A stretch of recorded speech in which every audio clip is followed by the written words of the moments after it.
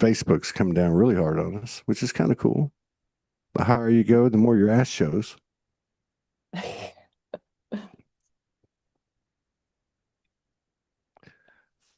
All right, let's see here. All right. Yeah, I think we're live. Hang on. Yeah,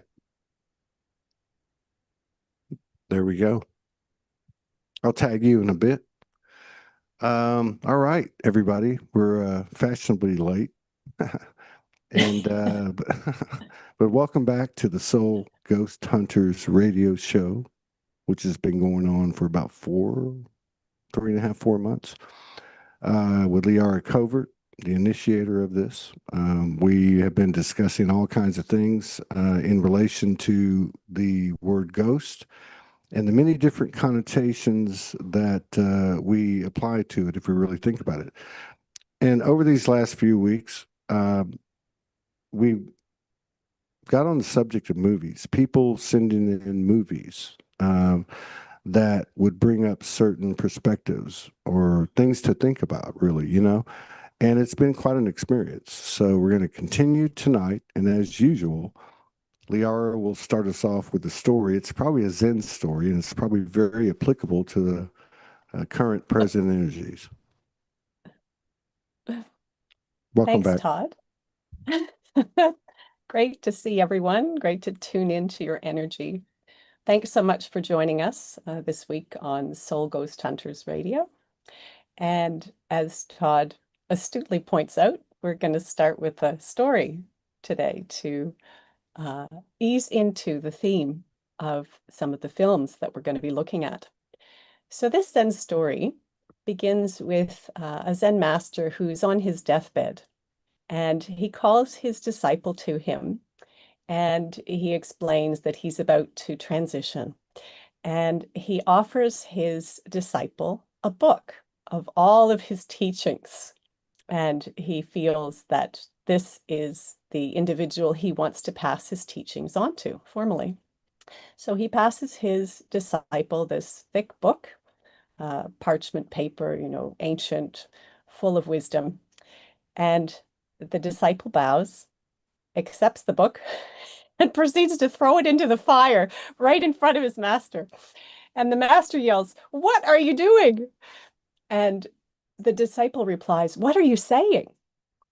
And the whole notion behind this exchange is to remind us that the theme of today is longevity, the idea of passing on wisdom, and wisdom that is supposed to stand the test of time. And the master is offering the book, which is a written version of wisdom. And yet at the same time, he has taught his disciple that true wisdom cannot be passed through writing. It can only be passed directly through experience. And so this is what the disciple is echoing back. He is laughing to himself at the gesture of his master. And it invites us all to reflect on the whole notion of longevity, which is the theme of today's show. Longevity of what? Longevity of what we think we're losing, what we think we might like to keep. What do we want to last? What truly lasts? So this is the theme of today's show. What do you feel about that particular story, Todd? How does it sit with you? Well, okay. Well, yeah, of course. First of all, I had a recent experience with somebody very close to me who told me they had a lucid dream. And in the lucid dream, they were either looking for their phone or, whatever on their phone. And I came in and said, you don't need that phone to communicate, etc. And they gave it up finally. And I handed them an iPad. So when you're telling the story about the master and the student, that's what it is. It's a 0 point moment. It's a 0 point moment. It's where the bounds or the rebounds or the reverb are all, sustain or maintain within that space. And it becomes comical.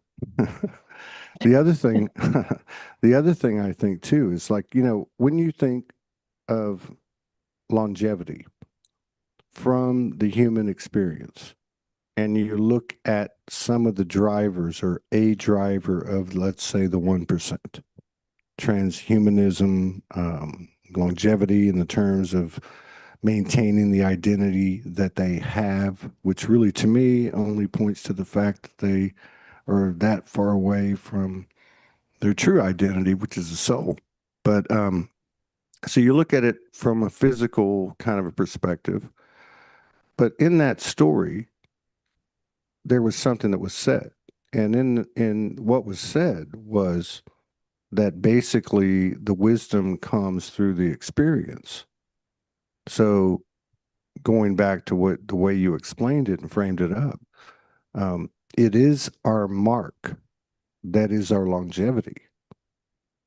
It really is. And you can either be on this end of it or the ass end of it. You can be the student or the teacher laughing at each other when in the reality it's actually a I think a really powerful metaphorical vision to hold, because I feel like this is the space that we're entering with one another, where all pretenses are dropped. And yes, you are the master and you got me, but at the same time, I'm the master and I got you. So we're both laughing at each other, which is really laughing at ourselves, which is the highest wisdom, to be able to reach that point of that's bliss, that's joy, that's love, that's laughter, that's sacred sexuality. It's the root of creativity. It's incredible. Yeah, great choice. Hmm, glad you enjoyed it. There's always more, but this is the theme of the day. And we have quite an interesting or eclectic mixture of films to explore, because when we take a term like longevity, we can certainly look at it from many angles. And when we look at longevity and the idea of what we would like to extend, or what we are convinced we need to do something about to keep it, that influences the perspective we hold. So the first film that I'd like to bring up is actually a National Geographic documentary that one of our listeners brought up. And it's the idea of living to 100, the idea of secrets of blue spaces or blue zones in different parts of the world.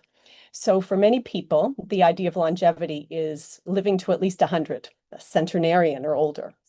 And this documentary is specifically about areas of the world which have high concentrations of individuals living there that exist over 100. Okinawa, Japan is one location. Sardinia, Italy. There's an island in Greece. There is a location in Costa Rica and a community in California. These are the top 5 in this particular research documentary.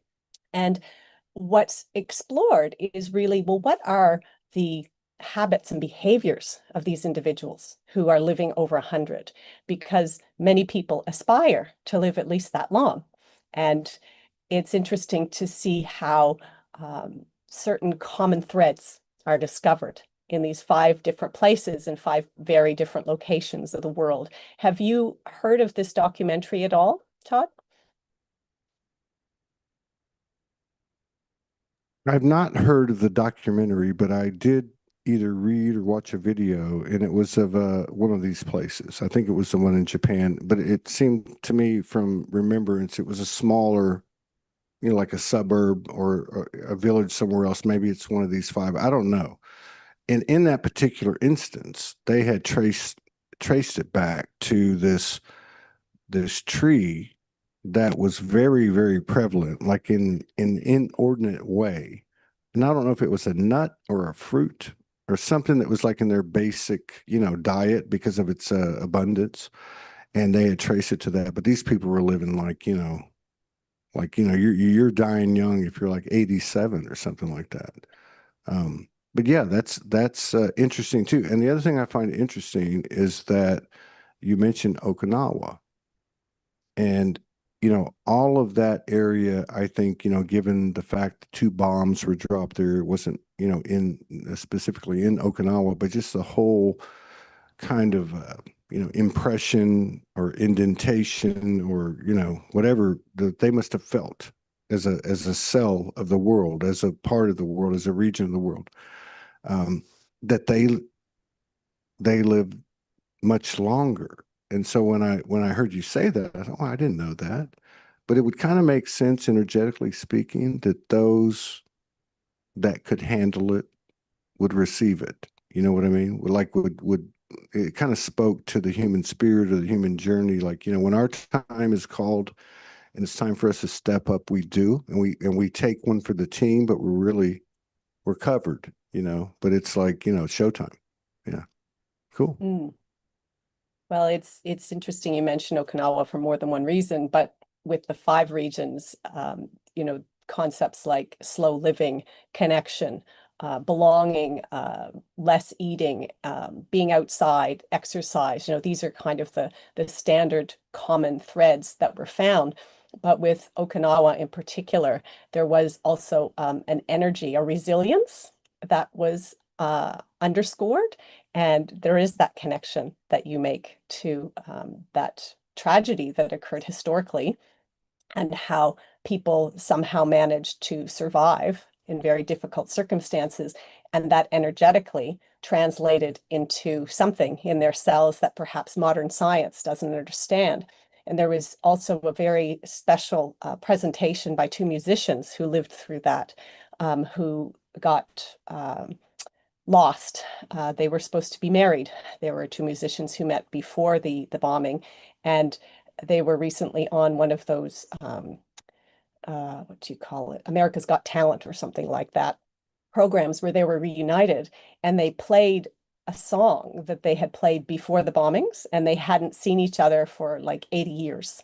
And so it was sort of like their last opportunity to play this music. And it was really so profound to hear them connecting on an energetic level, musically. You can say tones, vibration, frequency. There's something very special about people who are able to withstand very challenging circumstances. And you aren't able to even describe it in words, but this is something that the researchers attempted to put into words that you point out in your own way. So thanks for bringing up Okinawa in particular. Well, if you look at any one of us and you look at the dark nights of the soul, plural, plural, and there are many dark nights of the soul, Many. Now, there's probably, a few. They usually happen at the same time, uh, over a short period of time. Um, but there's also Mini, many ones, little ones, right? Mhm. But in these moments, such as Okinawa or even Hiroshima, Nagasaki, so many other, we've all, it's in our lineage. We've all, whether we remember or not, been a slave, suffered, persecution, whatever, exploitation, which is really what we're bringing to a head now, because all of those things apply to each and every one of us, less and less as we step into what we really are, even though we're in a physical form. But my point is, think about your life, any of us, regardless of the emotional state of being. If you really think about it, when you really turn the corner, those moments came in the dark night of the soul. The many, Many, the Mini. So imagine these two people. You talk about twin flames, you talk about, what is that? It's another, or maybe the core representation in the physical density with these two people of the right hemisphere, the left hemisphere, masculine, feminine, that point. And my point is that I would guarantee that they both found that frequency from the encounter that they had. And even though there was 60, 70, 80 years past on the linear timeline, that is what their expression was on that show. And Mhm. and that's this much of it. And I Mhm. believe that that's occurred throughout this world without many, well, the vast 99% not being on a popular podcast or a show on TV or whatever the case is. Uh, this is the kind of intelligence I feel that's really coming in strong right now. It's about us. It's about us and each other, even beyond our closest friends or connections or whatever they may be. We've been doing this for quite some time. And I feel like that story is a really impactful story because I know those people found that band of frequencies in their darkest moment, in their longing for each other, and in their solitude without an answer. We're being transparent. It's happening. But we thought Mm. the light would shine on us. It's the darkness exploding. It's all the way you look at it, right, Todd? We can experience the light and the dark, one extreme or another, but it's all present. It's all there. It's like the moon and the sun that are both in the sky all the time, and yet we choose where to focus our attention. I love that you highlight the frequency and the connection that that couple had, and it's a wonderful stepping stone to another view of another film that presents longevity because there are people who are chasing longevity. And in another example, the idea of how to live forever. It's a film put together by someone who went on this worldwide journey looking to research different people and what they were doing to see how they could prolong their life. So it wasn't an allowing, it was an I'm going to get you kind of thing. And it has a very different vibe than the documentary that National Geo presented. Again, there's no right or wrong, they're just different facets of the same idea or concept or experience. But in this case, um, this individual was investigating what people were doing. And one of the things that stood out was this idea of cryogenics. Have you heard of cryogenics?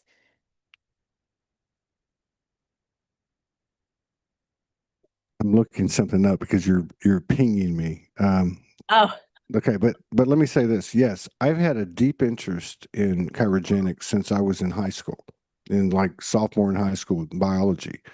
And back then, when there was no internet, I actually researched this a lot. So I'm very, very familiar with it. Please continue. well, it was just the idea of that cryogenics is, of course, freezing and reanimating a body. And someone like Walt Disney has supposedly done this and is frozen somewhere, waiting for the moment when that technology is available to be woken up and to continue living as he supposedly did before, continue where he left off. Um, and there are other people in other countries doing similar things. But this was one that was highlighted. And one of the questions that came up is, is it even worth it to be pursuing living forever? And some people were saying that they had been pursuing this whole concept, eating unusual things or changing their behaviors to the extreme with the intention of doing that. And some people became disenchanted with the whole process and decided that, if living forever was going to require certain kinds of sacrifices, then for them that wasn't really living. So that was one of the themes that came up. How do you resonate with that?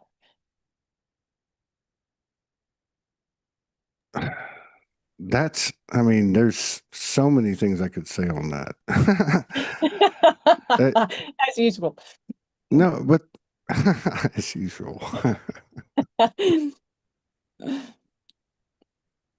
I'm, uh, so okay, to me, the theme is longevity, right? And the things that we've talked about so far that would be the first conceptions of what that is in our minds. And Mhm. the reason I started to look something up was because I got thrown a curveball. And I was trying to remember what this movie was called, and but the connection to what's come out so far is like a polarity, and I knew it was gold. And so I feel like this will answer your question. Um, so you start. So longevity is the order of the day, the topic, and we have these concepts of it. And I was taken back to a movie, and I don't watch a lot of movies over the last few years. Don't watch any of the last couple of years. And it was called Into the Wild, and Yes, I know it. it was based it was based on a book, a true Hmm. story. So this kid who is born into money, I mean, he's not hurting by any means. He can do whatever he wants. He's probably a kid that would get a car for graduating high school, da da da. He decides to leave at that age and go off by himself. Long story short, he burns his money, he burns his identification, he goes to Alaska and he starts walking in the Mm. wilderness and journaling. And that's what the whole story is. And I don't know the kid's name that's the actor, but he's an incredible actor. Anyway, the reason that that came up was as we're talking about longevity and we're talking about Walt Disney, and I've heard Ted Williams did it, and I'm sure there's other people that have done it. And I'm seeing the energetics of it. Like where you have that mix of the human and the soul and the constant, the snapshots of balance or imbalance. And um, what would initiate that? What would that come from? It's like ego. It's like over identification with, Walt Disney, or Todd Medina. So the reason that that movie Into the Wild kind of makes sense to me is because this dude who ended up freezing to death in a school bus in the middle of Alaska after having all these incredible adventures, incredible, just incredible, uh, in terms of a soul's experience. Now, a lot of humans might say, that's not something I want to do. I don't want to do what Todd does. I don't want to do what this guy does. But it, so when the question of longevity, when I look at that download, that vision that I received in this movie with the backdrop of the term or the word longevity, it it kind of brings to the surface um, the irrelevance. It's kind of like, it's not if we consider longevity in respect in any way, even if it's 1% to time, Mm. then we're missing it. And that's what that kid didn't miss. So his longevity, and going back to something you said at the very beginning, our longevity, and I think I countered with it, and which was basically, our footprints in the sand, and some are bigger than others, right? You know what I mean? When we're climbing the mountain, those are some big ones.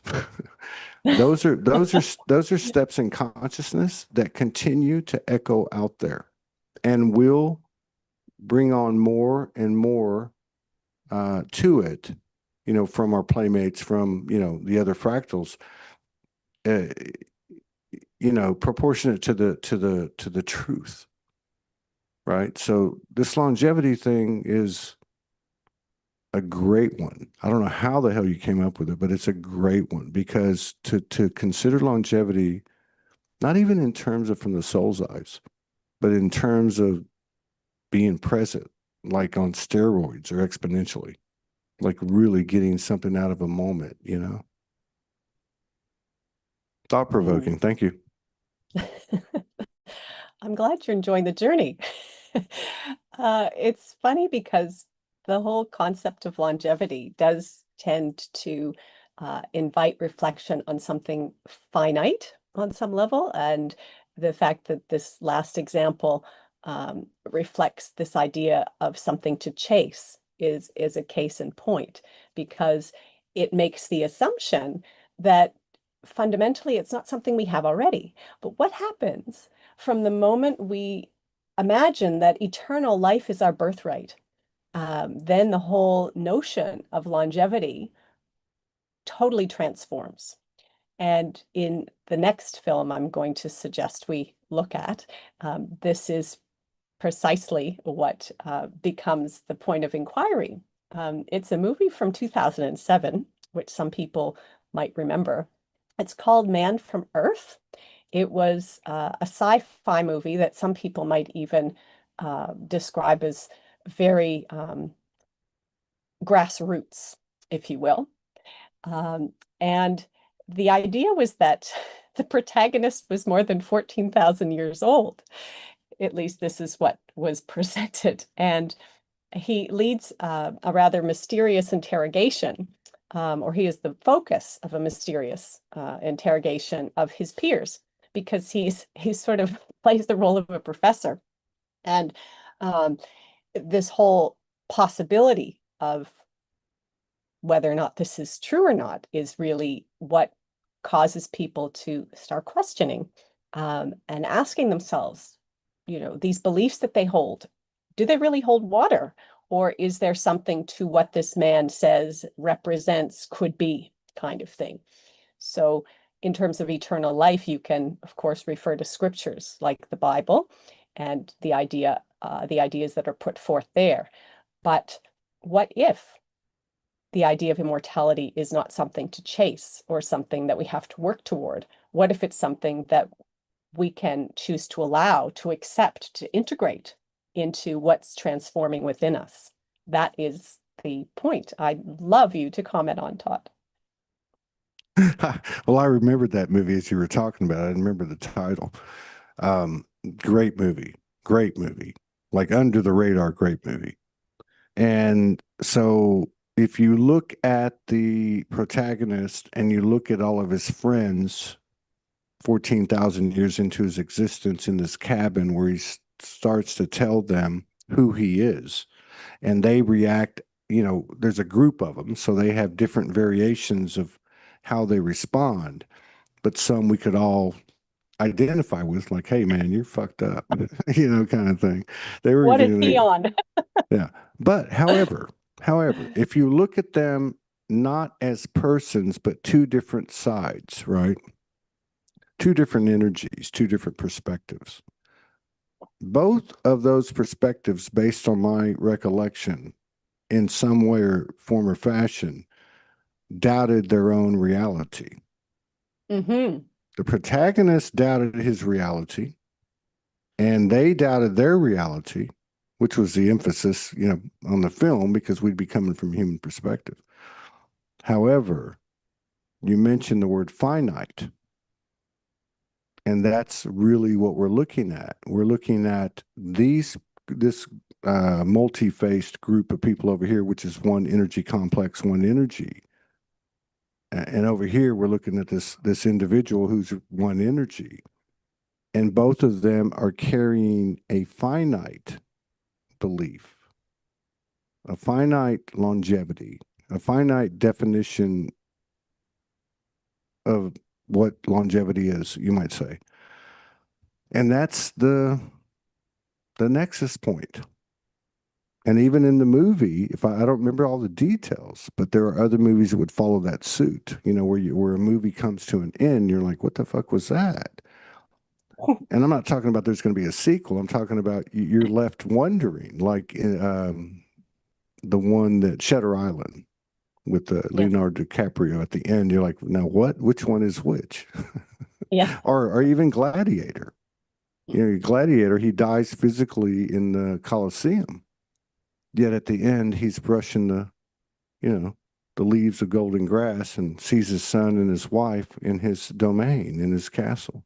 So it's it's interesting that you bring that movie up because to me, that's what I see. Be it you and me, you're here and I'm there, or whatever, splits you want to look at, whatever polarities you want to look at, however you want to put it. Both are feeling the same thing. There cannot be 100% congruence unless they are one.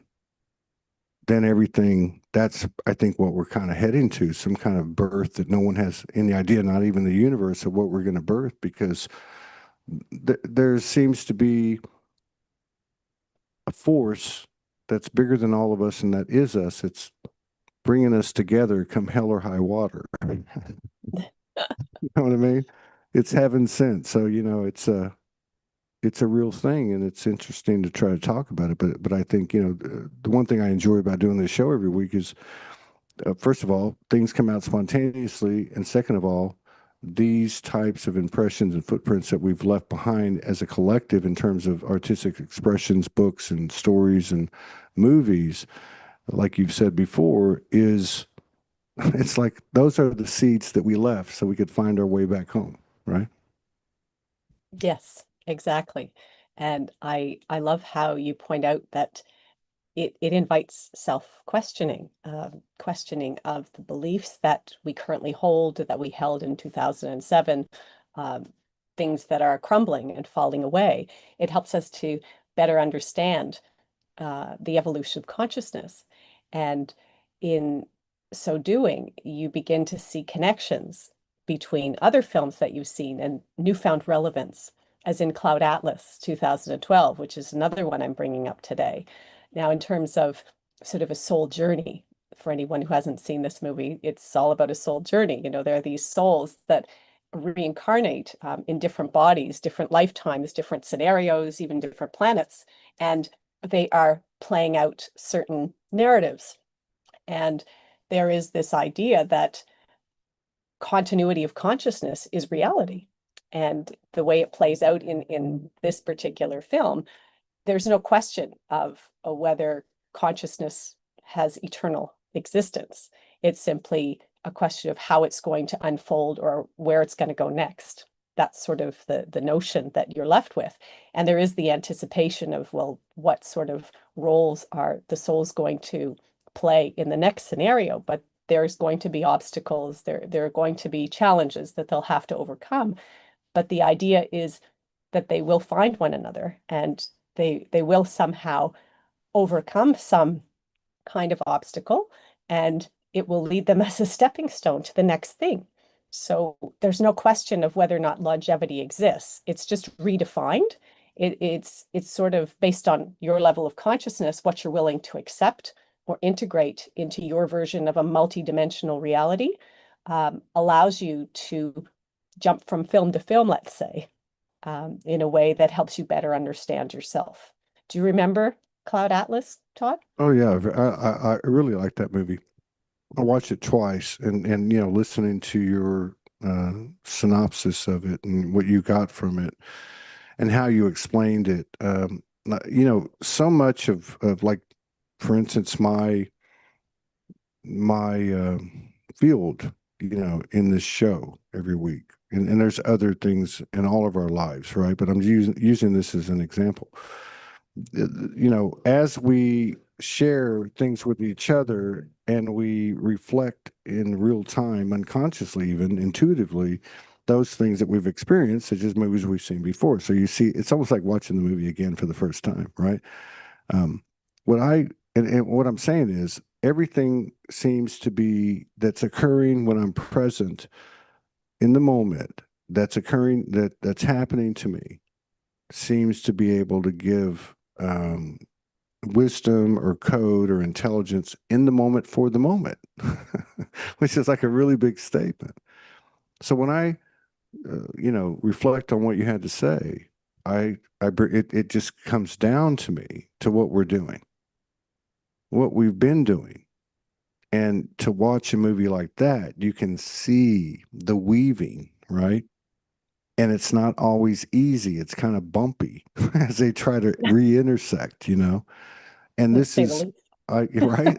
You're right. So it's kind of, for me, this is what we're doing. We're actually doing this. We got a long way to go, and I don't mean that it could take a week, it could take a year, 10 years. I don't know, but I'm just saying we're in the field. We're in a higher dimensional field where we're starting to recognize and see each other, and even though we can't fully verbalize it, the strength of these connections, of the recognition of who we are and what we are and what we're a part of, and also who we've been to each other right, through all of this. It's all coming to a head. So imagine, just imagine, like, I'm just going to be facetious. Imagine 144,000 individuals incarnated on this earth at this time that come into this level of consciousness where they have um, total recall of just the threads of, within that group. The Think about that. That would be like, beyond Superman, beyond any of these Marvel characters. And really that's the key. We talked about this a little bit earlier, like, the connection, the heart connection, which is really probably no words can describe it, but that's probably because that's something you feel. You just feel it. We all do it. And it's coming on more and more and more. But my point is, this is the ground that, we're breaking into. Cloud Atlas, when I first saw it the first time, was still a futuristic. I didn't get it all the second time. Oh, I can see a little bit of the connection to, say from a metaphysical standpoint. But now, boots on the ground, this is what we're doing. You know, this is what we're doing. This is really what we're doing. This is really what's happening on the earth. It's not all this distortion and the wars and the viruses and all that BS. It's none of that. That's like a cloud around us. Cloud. We're in the middle. We're like the eye of the hurricane, and we're seeing it more and more. And it's going to come as it comes. You know. Yeah. Good choice again. Who are all these people? We need to give them credit that are sending these movies. Well, there are more. Yes, that does make sense. We can give shout outs to people in different places. It's wonderful. Jessica in one in the Eastern US and Dan in Denmark are just some of the contributors to the show today. Um, there's another one that I'm going to bring up, which I find quite funny. I saw it years ago. I'm not sure if you did. It's called Hope Springs 2012, Tommy Lee Jones and Meryl Streep.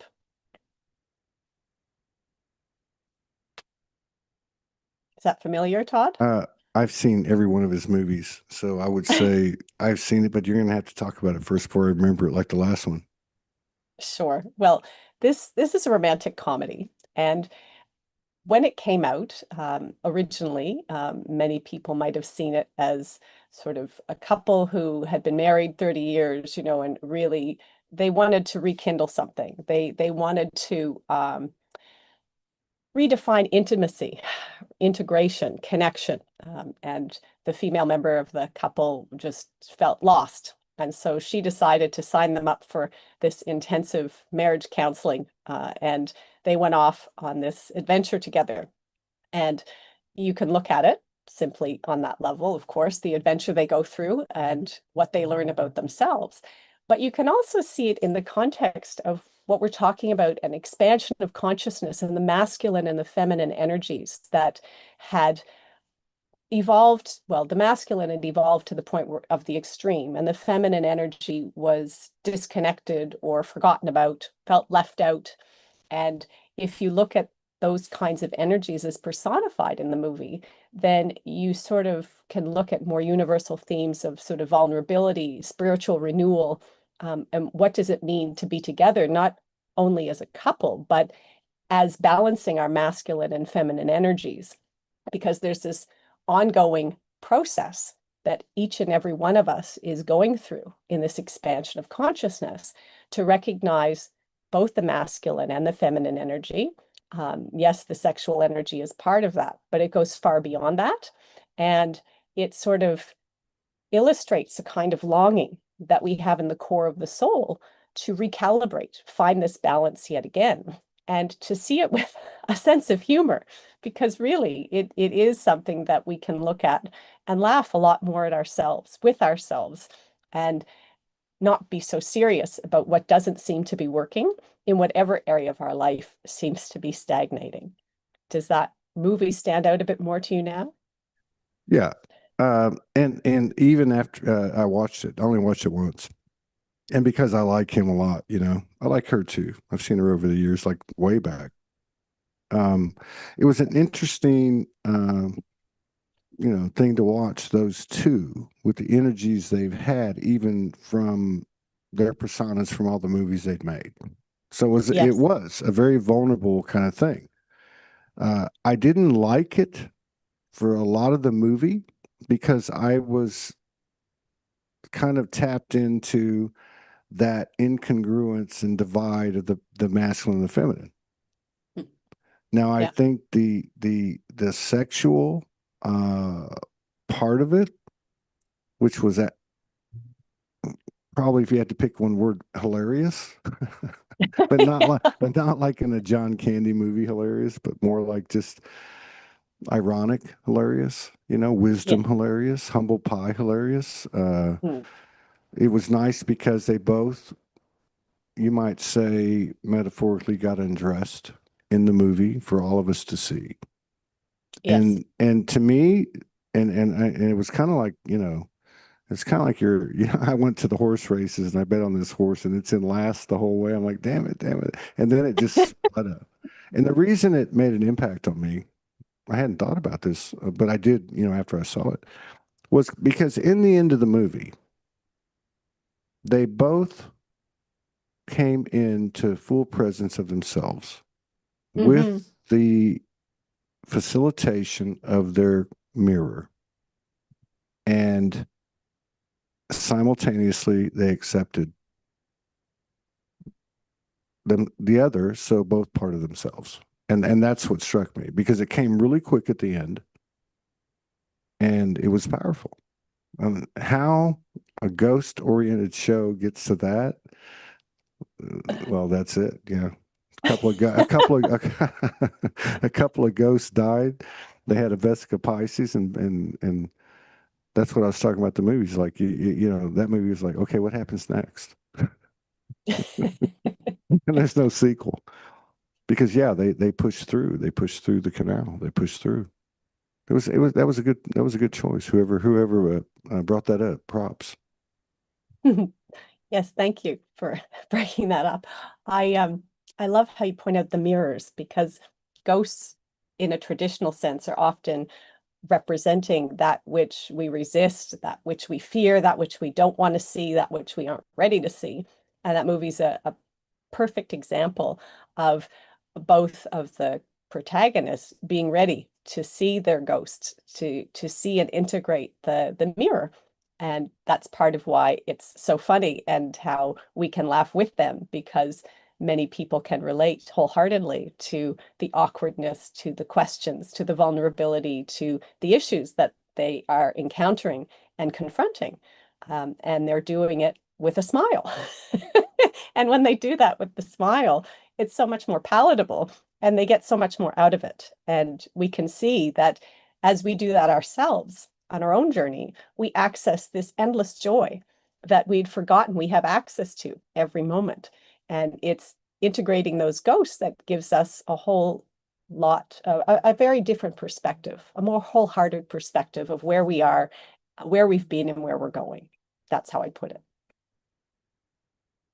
Yeah, and we can look at it as a ghost in the way I looked at Ghost before we started this series. And of course, it all comes full circle to the ghost of yourself, right? But there's something to be said, really, in this transformation, this transition to what we call ascension or whatever, when two or more, or let me just take it from an individual standpoint. When something outside of you, particularly that which is a mirror of you to the nth degree, which the basis of that would be a human being in form, right? And so many other things you could add to that. When that force kind of enters our space, which is I'm talking about this because of the movie and the impact that the two had on each other. Okay, when that force that is in the same environment you are that you see with your eyes and their physical existence and vice versa can have enough of an impact on you, which this movie showed 4 or 5 times. Both of them in a room by themselves, having a come to Jesus meeting or having a breakdown or having a breakthrough, they're all the same thing. I think there's something to be said for that. And I feel like, again, this is the type of raw material that we're working with. And yeah, that movie is a great example because it's almost like they were going with fits and spurts and screaming and hollering. And then at the end, they kind of just, it's almost like a plane that was out of control. Then it just kind of slid in and they're just laughing at themselves and each other, you Mm, know, because we're the same. And they were the same, even though one was a man, one was a woman. mm, Ultimately, they loved each other. And so if you extrapolate that, and say, for instance, there's 8 billion people in the world, do they deep down inside all just want peace and just to be free and just to love their family and just to be like this town I'm in where everybody's just chill and just having Christmas parties on Wednesday nights in the middle of the street, playing musical chairs on cobblestone roads. I mean, everybody wants that.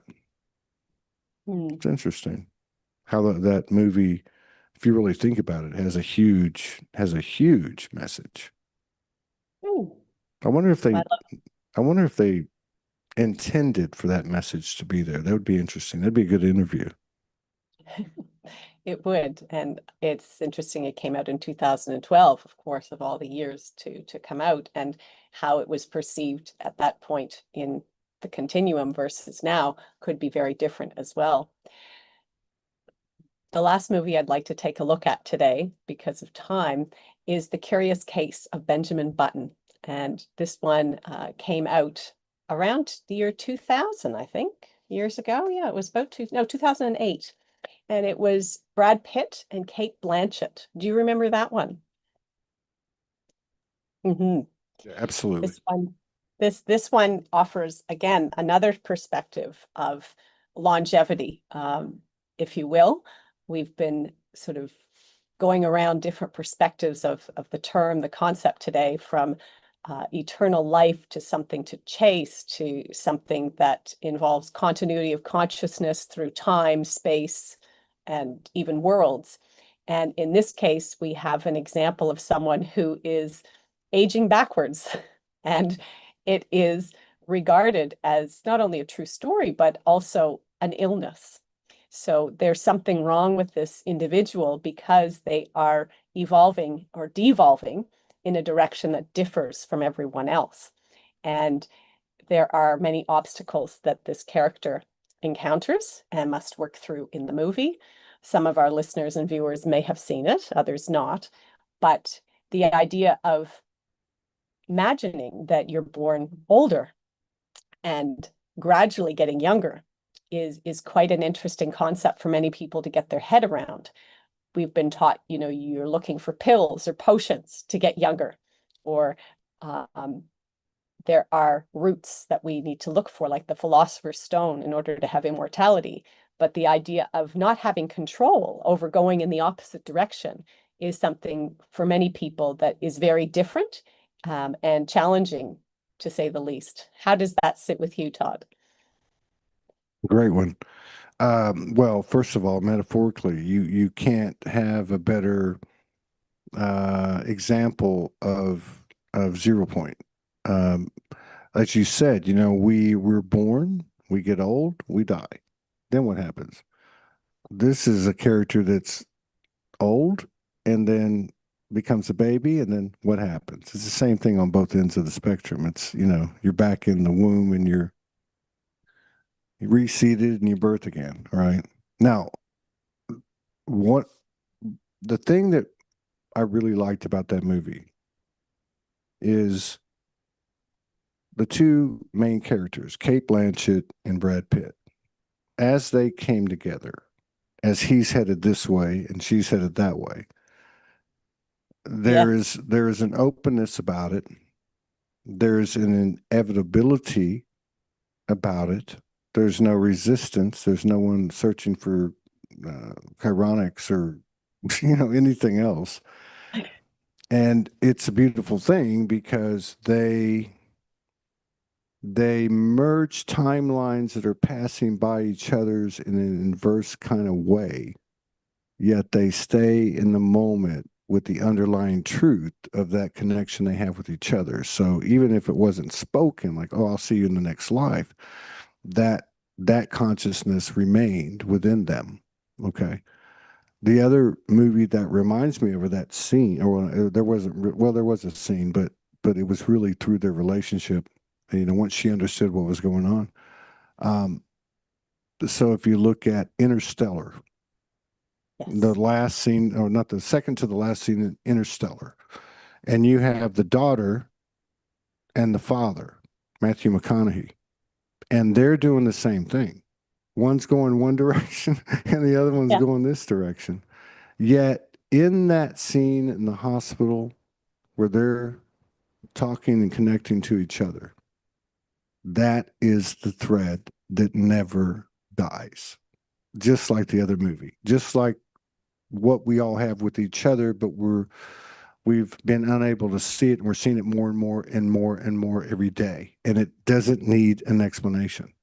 It's just what it is. And in that movie, really, after going through, you might say that initiation, which again, Dark Nights of the Soul, the many Dark Nights of the Soul, if you look at that character's journey, what does he do on the other side of death?